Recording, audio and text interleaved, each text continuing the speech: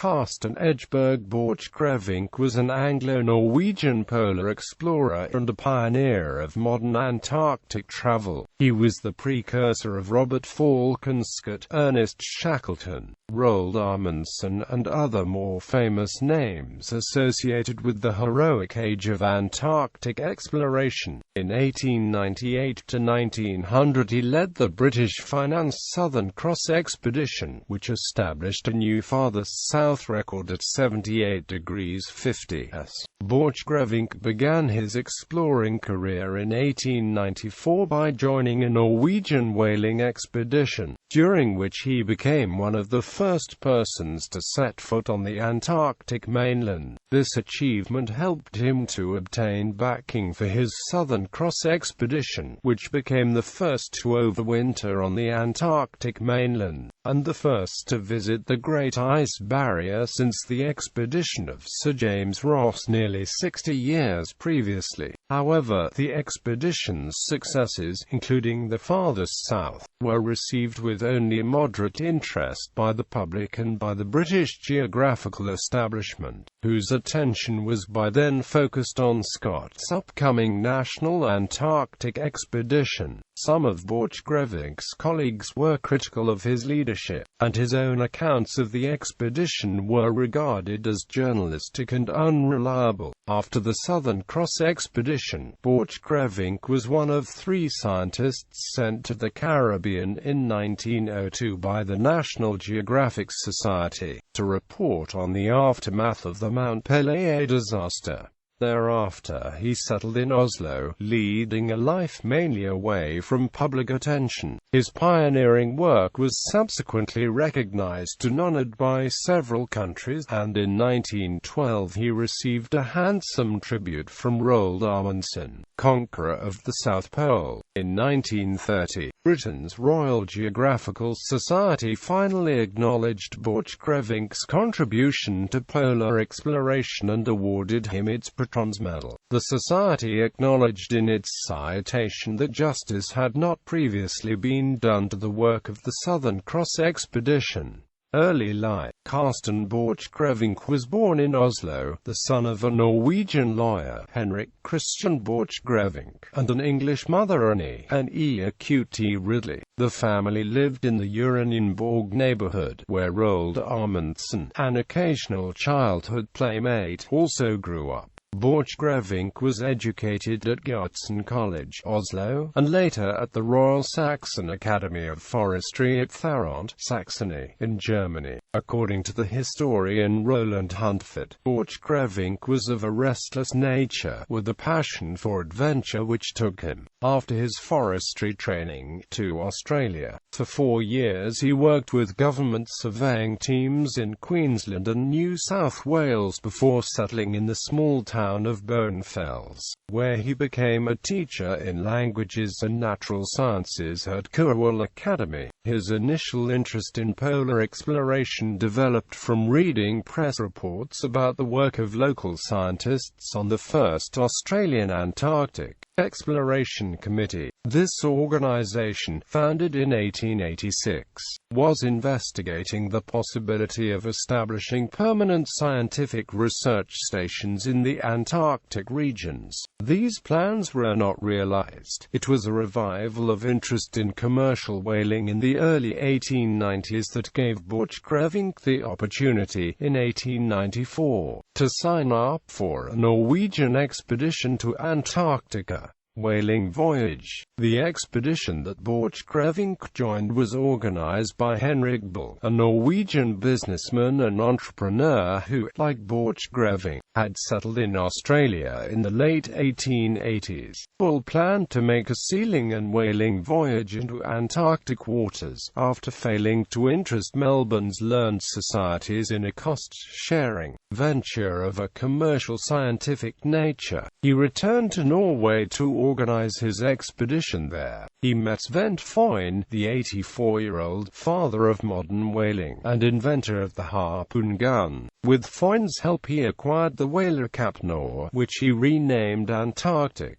Bull hired an experienced whaling captain, Leonard Christensen, and with a crew and a small scientific team left Norway in September 1893.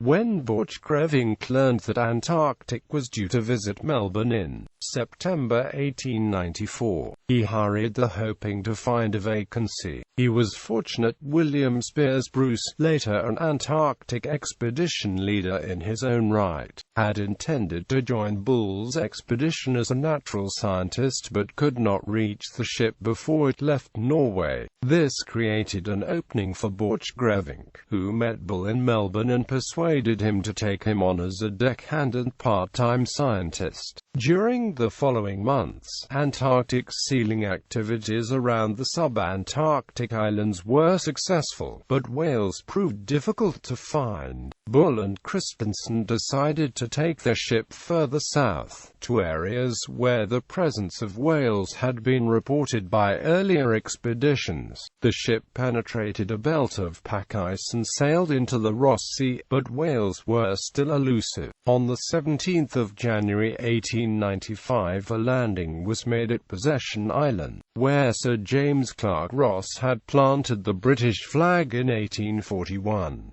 Bull and Borchgrevink left a message in a canister there, to prove the presence there. On the island Borchgrevink found a lichen, the first plant life discovered south of the Antarctic Circle. On the 24th of January the ship reached the vicinity of Cape Pelea at the northern extremity of the Victoria Land coastline of the Antarctic mainland. Ross's 1841 expedition being unable to land here, but as Antarctic neared the Cape, conditions were calm enough for a boat to be lowered. A party including Bull, Christensen, Borchgrevink and others then headed for a shingled foreshore below the Cape. Exactly who went ashore first became a matter of dispute, with both Christensen and Borchgrevink contending for the honour along with a 17-year-old New Zealand seaman, Alexander von Tunzelmann, who said that he had leapt out to hold the boat steady. The party claimed this as the first landing on the Antarctic mainland, although they may have been preceded by the Anglo-American sealing Captain John Davis on the Antarctic Peninsula on the 7th of February 1821, or by other whaling expeditions. While ashore at Cape Pelea, Borchgrevink collected further specimens of rocks and lichens, the latter of which would prove of great interest to the scientific community, which had doubted the ability of vegetation to survive so far south. He also made a careful study of the foreshore, assessing its potential as a site where a future expedition might land and establish winter quarters. When Antarctic reached Melbourne, Bull and Borchgrevink left the ship. Each hoped to raise funds for a further Antarctic expedition, but their efforts were unsuccessful. An animosity developed between them, possibly because of their differing accounts of the voyage on the Antarctic. Each emphasized his own role without fully acknowledging that of the other, making plans to promote his developing ideas for an expedition that would overwinter on the Antarctic continent at Cape Pelea. Borchgrevink hurried to London, where the Royal Geographical Society was hosting the 6th International Geographical Congress. On the 1st of August 1895 he addressed the conference, giving an account of the Cape Pelea foreshore as a location where a scientific expedition might establish itself for the Antarctic winter. He described the site as a safe situation for houses, tents and provisions, and said there were indications that in this place the unbound forces of the Antarctic circled and not display the full severity of the powers. He also suggested that the interior of the continent might be accessible from the foreshore by an easy route, a gentle slope. He ended his speech by declaring his willingness to lead an expedition there himself. Hugh Robert Mill, the Royal Geographical Society's librarian, who was present at the Congress, reported reactions to the speech. His blunt manner and abrupt speech stirred the academic discussions with a fresh breeze of realism. Nobody liked Borchgrevink very much at the time, but he had a dynamic quality and a set purpose to get out again to the unknown south that struck some of us as boding well for exploration. The Congress did not, however, endorse Borchgrevink's ideas. Instead, it passed a general resolution in support of Antarctic exploration, to the effect that the various scientific societies throughout the world should urge, in whatever way seems to them most effective, that this work be undertaken before the close of the century. Seeking support for the next 2 years, Borchgrevink traveled in Europe and in Australia, seeking support and backing for his expedition ideas without success. One of those with whom he sought to join forces was William Spears Bruce, who was planning his own Antarctic expedition. The joint plans founded when Borchgrevink, who had severed relations with Henrik Bull, learned that Bruce was in discussions with him. "I regret therefore that we cannot collaborate," wrote Borchgrevink to Bruce. He also discovered that the Royal Geographical Society had been harboring its own plans for an Antarctic expedition since 1893. Under the influence of its president, Sir Clements Markham, this RGS project was envisaged not only as a scientific endeavour, but as an attempt to relive the former glories of Royal Naval polar exploration. This vision would eventually develop into the National Antarctic Expedition with the Discovery under Captain Scott, and it was this that attracted the interest of the learned societies rather than Borchgrevink's more modest proposals. Markham was fiercely opposed to private ventures that might divert financial support from his project, and Borchgrevink found himself starved of practical help. "It was up a steep hill," he wrote, "that I had to roll my Antarctic boulder." Sir George Newnes. During his search for backers, Borchgrevink met Sir George Newnes, a leading British magazine publisher and cinema pioneer whose portfolio included the Westminster Gazette, Tibbets, Country Life and the Strand magazine. It was not unusual for publishers to support exploration. Newton's great rival Alfred Harmsworth had recently financed Frederick Jackson's expedition to France. Joseph Land, and had pledged financial backing to the National Antarctic Expedition. Newnes was sufficiently impressed by Borchgrevink to offer the full costs of his proposed expedition, around £40,000. This generosity infuriated Sir Clements Markham and the geographical establishment, who saw Borchgrevink as a penniless Norwegian nobody who had secured British money which they believed ought to have been theirs. Markham maintained an attitude of hostility and contempt towards Borchgrevink, and chastised Mill for attending the launch of his expedition. Newnes stipulated that the expedition should sail under a British flag, and should be styled the British Antarctic Expedition. In the event of the total party of 29, only 2 were British, with 1 Australian and the rest Norwegian. Despite this, Borchgrevink took steps to emphasize the expedition's British character, flying the personal flag of the Duke of York and taking 500 bamboo poles with miniature Union Jacks for, as he put it, purpose of survey and extension of the British Empire. Southern Cross Expedition, winter in Antarctica with funding assured. Borchgrevink purchased the whaling ship Pollux, renamed her Southern Cross, and had her fitted out for Antarctic service. Southern Cross sailed from London on the 22nd of August 1898, and after a 3-week pause in Hobart, Tasmania, reached Cape Adare on the 17th of February 1899. Here, on the site which Borchgrevink had described to the Congress, the expedition set up the first ever shore base on the Antarctic continent, in the midst of a penguin colony. It was named Camp Ridley in honor of Borchgrevink's mother. On the 2nd of March the ship departed for New Zealand to winter there, leaving a shore party of 10 with the provisions, equipment and 70 dogs. These were the first dogs brought to the Antarctic. Likewise, the expedition pioneered the use there of the Primus stove, invented in Sweden 6 years earlier. Louis Berneke, the party's Australian physicist, was later to write, "In many respects, Borchgrevink was not a good leader. Borchgrevink was evidently no autocrat, but," Berneke said, "without the framework of an accepted hierarchy a state of democratic anarchy prevailed, with dirt, disorder and inactivity the order of the day." Furthermore, as winter developed, Borchgrevink's hopes that Cape Adare would escape the worst Antarctic weather proved false. In fact, he had chosen a site which was particularly exposed to the freezing winds blown northwards from the inland ice. As time progressed, tempers wore thin, the party became irritable and boredom set in.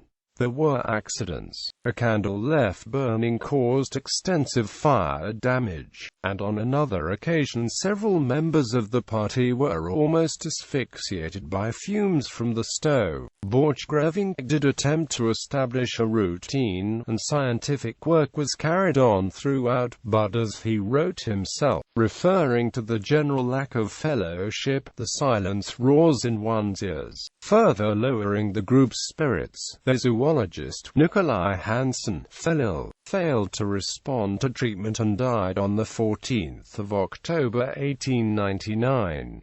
When the southern winter ended and sledging activity became possible, Borchgrevink's assumptions about an easy route to the interior were shattered. The glaciated mountain ranges adjoining Cape Adare precluded any travel inland, restricting exploration to the immediate area around the Cape. However, Borchgrevink's basic expedition plan, to overwinter on the Antarctic continent and carry out scientific observations there, had been achieved. When Southern Cross returned at the end of January 1900, Borchgrevink decided to abandon the camp, although there were sufficient fuel and provisions left to last another year. Instead of returning home directly, Southern Cross sailed south until it reached the Great Ice Barrier, discovered by Sir James Clark Ross during his 1839–43 voyage and later renamed the Ross Ice Shelf in his honor. No one had visited the barrier since then, and Ross had been unable to effect a landing. Borchgrevink discovered an inlet in the barrier edge. In later years this would be named the Bay of Whales by Shackleton. Here, on the 16th of February 1900, Borchgrevink, William Colbeck and the Sami dog handler Savio made the first landing on the barrier and, with dogs and sledges, traveled 10 miles south to set a new farthest south record at 78 degrees 50's.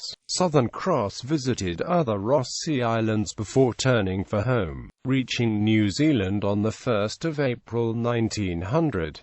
Borchgrevink then took a steamer to England, arriving early in June.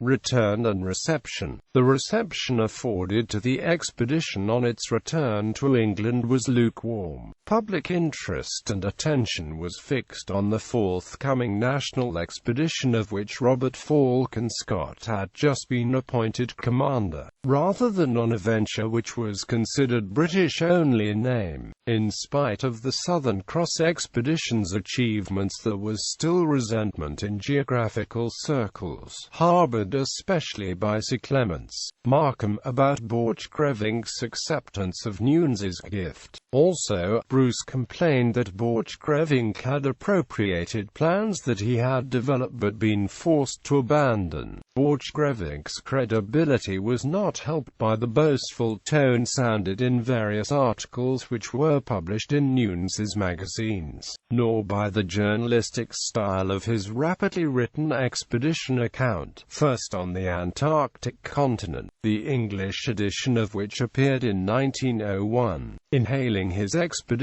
as a great success, Borchgrevink spoke of another Klondike, an abundance of fish, seals and birds, and of quartz, in which metals are to be seen.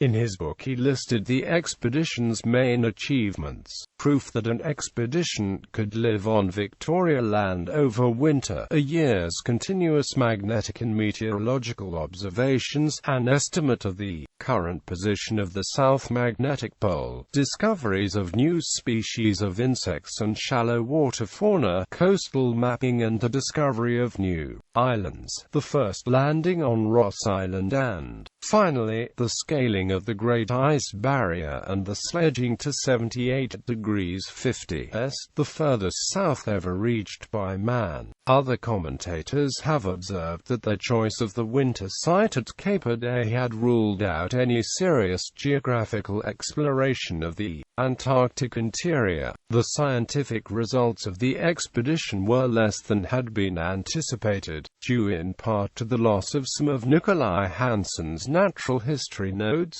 Borchgrevink may have been responsible for this loss. He would later be involved in a dispute with Hansen's former employers, London's Natural History Museum, over these missing notes and other specimens collected by Hansen. During the years following his return, Borchgrevink was honored by the American Geographical Society, and was made a Knight of St. Olaf by King Oscar II of Norway and Sweden. Later he received honors from Denmark and Austria, but in England his work was for many years largely disregarded, despite Mill's acknowledgement of a dashing piece of pioneer work, useful in training men for later service. The historian David Crane suggests that if Borchgrevink had been a British naval officer, England would have taken his achievements more seriously. Post-expedition life. Mount Pelea disaster. In summer 1902, Borchgrevink was one of 3 geographers invited by the National Geographic Society to report on the after-effects of the catastrophic eruptions of Mount Pelea on the French Caribbean island of Martinique. These eruptions, in May 1902, had destroyed the town of Saint-Pierre, with enormous loss of life. Borchgrevink visited the island in June, when the main volcanic activity had subsided, and found the mountain perfectly quiet, and the islanders recovered from the panic. However, he did not think that Saint-Pierre would ever be inhabited again. He reported a narrow escape when, at the foot of the mountain, a jet of steam came out of the ground over which he and his party had just passed. If it had struck any one of us, we would have been scalded to death.